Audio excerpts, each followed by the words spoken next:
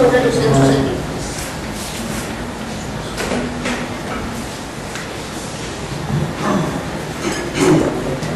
Muy buenas tardes, ya creo, todos los días.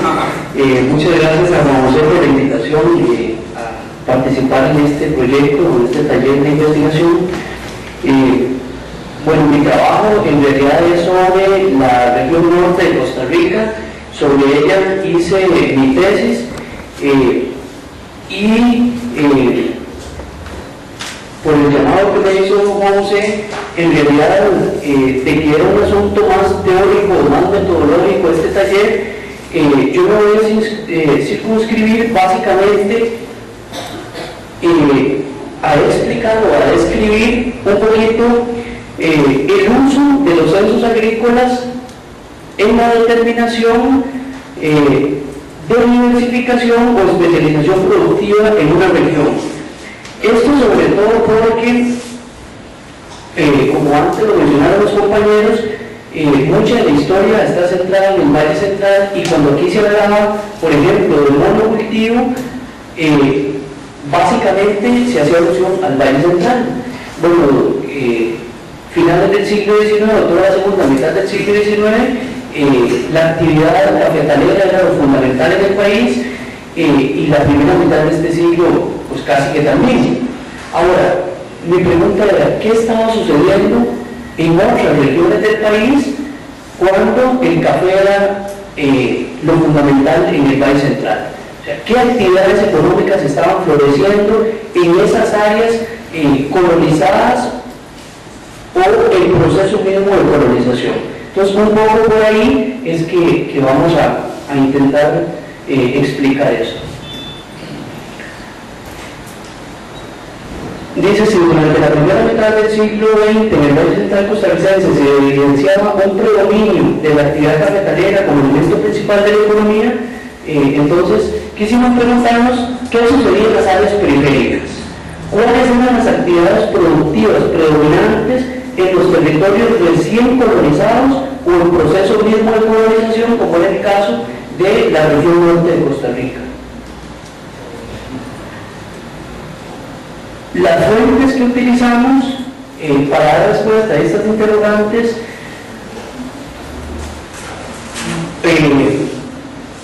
o más bien utilizamos como fuente de información estadísticas agrícolas que se publicaron bajo el nombre de censos agrícolas, que en realidad para el caso de Costa Rica se publicaron muchas de estas estadísticas con el nombre de censos, creo que desde finales del siglo XIX, censo de 1882, 83, luego 1909, 1913, 25, por ahí, hasta llegar a un censo, tal vez que sí merece el verdadero nombre del censo, que es el censo agropecuario de 1955, que es básicamente con el que cerramos el periodo de análisis. Estas fuentes han sido muy cuestionadas, sobre todo por dos razones. Uno, por las inconsistencias en la forma en que se obtuvieron los datos. No siempre eran como gente preparada, luego sí, o especialistas los que fueron a recolectar los datos, y muchas veces inclusive casi que le preguntábamos al jefe político del lugar cuánto había cultivado de tal o cual producto. Entonces, en ese sentido, no se pueden tomar con criterios así como que efectivamente eso era, pero sí nos dan un aproximado. Por lo tanto, entonces, la confiabilidad de los mismos no siempre se tiene que tomar, digamos, así como una cuestión de rigurosidad científica. ¿Qué es lo valioso, tal vez, de esta fuente? Es que al existir datos para varios momentos históricos nos permite conocer o analizar básicamente tendencias. O sea, qué cambios se iban dando en estas regiones, tomando en cuenta la cantidad de hectáreas dedicadas a este o a aquel producto. Entonces, si tenemos información en diferentes momentos y en esos diferentes momentos nos dan imágenes, fotografías de cómo estaba el paisaje agrario, entonces en ese sentido nosotros podemos ver cómo fue cambiando poco a poco en un periodo esas actividades productivas en una determinada región del país. Y otro dato muy interesante es que en muchos de estos censos la información se levantó por distrito, a pesar de que se publicaron los datos únicamente por cantones y por provincias. En realidad, bueno, en mi caso yo sí encontré en el Archivo Nacional datos sobre distritos específicos, y en mi caso, si no hubiera sido esto, de que logramos determinar, nos hubiese costado un montón, porque en mi caso yo analizo la región norte de Costa Rica, definiéndola fundamentalmente como el área administrativa que hoy comprenden los cantones de San Carlos y Sarapiquí. Entonces ahí tenía un problema grandísimo, y es que San Carlos es declarado cantón rápidamente, en 1911, pero Sarapiquí era un distrito, el distrito más grande de la provincia de Heredia hasta 1970. Entonces para San Carlos había muchos datos publicados y desde muy atrás, pero para Sarapiquí no encontraba absolutamente nada, porque estaban incluidos dentro del cantón de Heredia. Pero por dicha, en el archivo estaban los datos también por distrito para Sarapiquí. Entonces, ahí fue cuando logramos hacer los datos, digamos, y completar entonces los datos para toda la región. Porque para este caso se utilizó la información básicamente de tres censos: el censo de 1909, el de 1925 y el censo agropecuario de 1955. Con esto se obtuvo información de tres momentos, digamos así, de tres momentos claves, que eran el inicio, mediados y al final, digamos, de la primera mitad del siglo XX, con lo cual nos daba como tres momentos, tres panoramas distintos, y entonces ahí uno puede analizar las tendencias en los cambios productivos en la región. Inclusive acá hay por razones de no se podía incluir en el una tablita, digamos así, es una tabla con los datos obtenidos para todos los productos en los tres censos. Y por ahí, bueno, en algunos está color y otros está en negro porque le sacamos copia. El porcentaje también, digamos, del área cultivada. Muy bien, ¿cuál es la metodología al analizar estos datos? Lo primero que quisimos saber fue cuál era la superficie cultivada. ¿Cuál era la superficie cultivada de cada uno de estos productos? Entonces se determinó en cada censo cuál era la superficie cultivada en hectáreas de cada uno de los cultivos sobre los cuales se levantó la información, tanto para San Carlos como para Sarapiquí. Eso en un primer momento. En un segundo momento, bueno, esto nos permitió conocer cuáles eran los cultivos de mayor importancia en la región, ¿verdad? Y en un segundo momento queríamos determinar, bueno, ¿predominaban cultivos para la exportación o predominaban cultivos para subsistencia? Esto sobre todo porque era una región en proceso de colonización. Para conocer esto se decidió agrupar los productos cultivados en tres grandes grupos. Por un lado, los cultivos de exportación, entendiendo por cultivos de exportación aquellos que básicamente estaban destinados no para el consumo de la unidad familiar, sino básicamente para un mercado. En este caso, incluimos dentro de los productos de exportación, ustedes lo aparecen ahí como grupo A, café, banano, caña de azúcar, cacao y caucho. Como cultivos de subsistencia, básicamente lo que son granos básicos: frijoles, maíz, arroz, plátano, yuca y otras verduras. Y por último, un elemento muy importante, que era el área dedicada a los pastos. Y ahí, haciendo la diferencia entre lo que iba a ser el potrero natural y el potrero artificial. Esto sobre todo porque la zona que estábamos analizando, queríamos ver, bueno, todos sabemos que es una zona, hoy día, una zona muy ganadera, y queríamos ver a partir de cuándo empieza a adquirir esa característica la zona o la región norte. Ok, este es el cuadro que... ¿Cuáles fueron los principales resultados? Tal vez aquí yo sé que no interesa mucho los resultados, sino la parte metodológica, pero creo que también es importante obtener algunos resultados.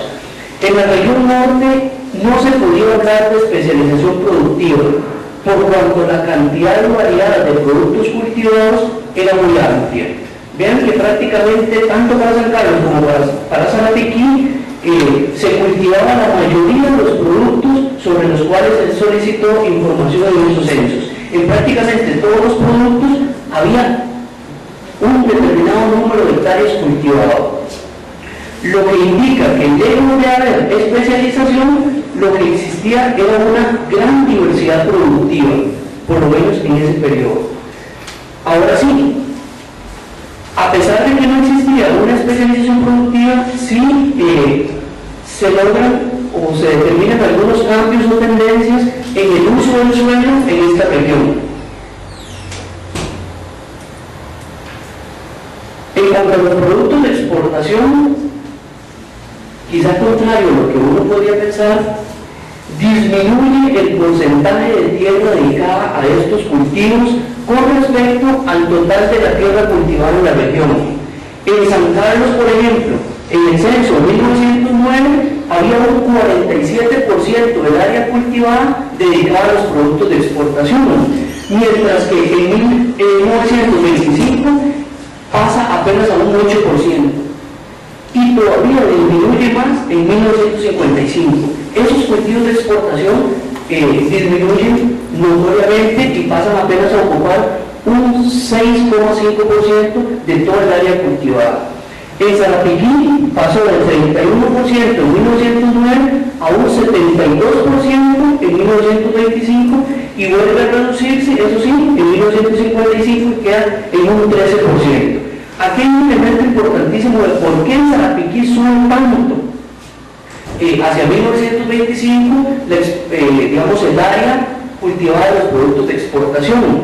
Y es porque hay dos factores. El número uno es que el producto de exportación con mayor área cultivada era el caucho. Y este producto deja de exportarse hacia 1930. Aquí hay un elemento importante y por eso está cultivado, área cultivada entre comillas. En realidad, en San Carlos y en Sarapiquí no era que había cultivos de caucho. En realidad lo que existía era una gran abundancia de árboles de látex o de hule, pero natural, que la gente empezó a explotar.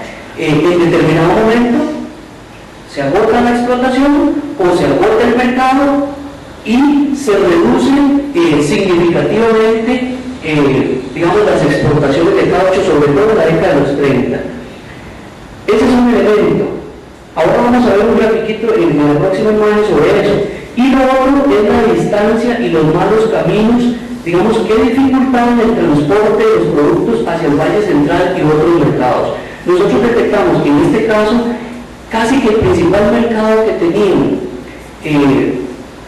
los colonizadores de la zona norte para enviar sus cultivos, sus productos, era más hacia Nicaragua, vía Sarapiquí, río San Juan y el río Sarapiquí, básicamente hacia San Carlos de Nicaragua. Hacia ahí es donde enviaban la mayoría de los productos, porque desde el Valle Central, sinceramente, era casi imposible. Ahora vamos a ver que prácticamente solo ganado, arriado, era lo único que se podía sacar de la zona norte en ese periodo. Este gráfico es interesante en la medida en que logramos describir acá o presentar las exportaciones de caucho de Costa Rica desde 1883 hasta 1929. Vean cómo hay un determinado periodo entre finales del siglo XIX y las primeras 3 décadas del siglo XX, donde el caucho inclusive era el segundo producto de exportación de Costa Rica. Por supuesto que después del café, ¿verdad? Pero que muchas veces ignoraba uno de que hubiese un periodo, digamos, de un auge tan importante, digamos, en la exportación del hule o del caucho. Quienes han analizado en la zona norte la disminución de la población de los guatosos, por ejemplo, las denuncias que hacían estos indígenas cuando los nicaragüenses entraban y los apresaban, algunos los mataban, otros los sometían casi que al trabajo de esclavitud, explotando, ellos le llamaban los uleros, ¿verdad? Eran los uleros, que era la gente que entraba a sacar el caucho natural que había ahí. Productos de subsistencia. Bueno, prácticamente todos los productos aumentan su área cultivada, manteniendo el porcentaje de tierra dedicada a estos cultivos a lo largo de todo el periodo. Esto es importante en la medida en que vemos que es una zona en proceso de colonización o de reciente colonización, por lo tanto los cultivos de subsistencia para las familias eran básicos, ¿verdad? Y eso un poco explica estos datos. Con los pastos, aquí ocurren los cambios más significativos. El área destinada a la ganadería aumentó a un ritmo acelerado en toda la región. Vean en el caso de San Carlos, por ejemplo, de 1909 de un 47,2% pasó a un 86% y cierra en 1955 con un 86,5% de toda el área destinada a la ganadería. Y en Sarapiquí, pues los datos son similares, ¿verdad? En ese sentido. En los años 30 años que van de 1925 a 1955, la cantidad de hectáreas dedicadas a potreros y repastos aumentó a un promedio de 1.160 hectáreas por año. Eso era lo que se convertía de bosque primario, secundario, no sé cómo llamarlo entonces, pero eso era lo que pasaba, de bosque natural a repastos, eso era lo que se convertía. Vean, por ejemplo, dice que pasando de 8.039 hectáreas en 1925 a 43.063 hectáreas en el 55. El impacto ambiental de esta actividad sobre la región norte es un tema aún por investigar. Me parece que la ganadería, definitivamente en la región norte hay que analizarla con otra mirada, ¿verdad?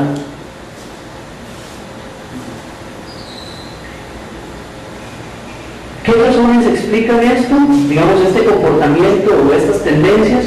Posiblemente los pobladores descubren las buenas condiciones agroeconómicas de la región para el desarrollo de la ganadería. Pero también, y ese es el otro punto que mencionaba, comercializar ganado en pie era una de las pocas opciones que tenían los colonizadores, producto de las escasas y las malas condiciones en que se encontraban todos los caminos hacia esa zona. Si uno piensa en Sarapiquí, y aquí es importantísimo, digamos, la labor de uno cuando investiga y cuando analiza una región, ir a conocer el paisaje. Entrar a Puerto Viejo de Sarapiquí por el lado de Vara Blanca, que fue por donde fue colonizado, en este momento, y entrando uno en un carro y toda la cosa, usted se da, o sea, si todavía la gente dice, uy, qué difícil, qué miedo, revisemos los frenos y todas las cosas del carro antes de pasar por ahí, nada más piensen cómo fue en las últimas 2 décadas del siglo XIX, cuando la gente entró ahí a pie o con carretas, cómo sería sacar de ahí algún producto. O sea, era una odisea definitivamente. Y si era por el lado de San Carlos, nada sencillo también, bajar de Salcedo hasta Ciudad Quesada con esos caminos, con esos pendientes y con ese clima dificilísimo, ¿verdad? Ya para terminar, bueno, en el Valle Central se genera una importante demanda de carne que posibilita el desarrollo de dicha actividad, es otro elemento importante, sobre todo en la segunda mitad del siglo XX, que aquí no está analizada, pero de los 60s, el auge de la ganadería en la zona norte y la deforestación avanza 2 veces más rápido que en la primera mitad. Y por último, quisiera indicar que los los censos tienen otros usos. Bueno, acá tal vez no puede, o no le puedo explicar mucho esto, pero la información de los censos se puede combinar con otras variables para elaborar análisis más detallados, como por ejemplo relacionar el área cultivada de un número de productos con el número de habitantes y entonces determinar digamos, el área cultivada per cápita, que es muy importante en términos de cómo va creciendo la población, también si crece en la misma área cultivada de esos productos. Bueno, ahí tenemos, yo lo saqué para algunos casos ahí, el área cultivada per cápita de los cultivos de exportación, de subsistencia, de pastos en la región norte. Básicamente comprueban y reafirman la tendencia de que el área de pastos o la ganadería va adquiriendo mucha importancia. Y también se puede, digamos, analizar el uso intensivo o extensivo de la tierra en una determinada actividad. Por ejemplo, en la ganadería, determinar la carga animal por hectárea de pasto. Entonces, ¿cuántos animales se mantenían, digamos, teniendo tanto el área cultivada como el número de ganado que había en la región? Entonces, uno compara las dos cosas y puede hacer análisis de ese tipo. Bueno, muchas gracias.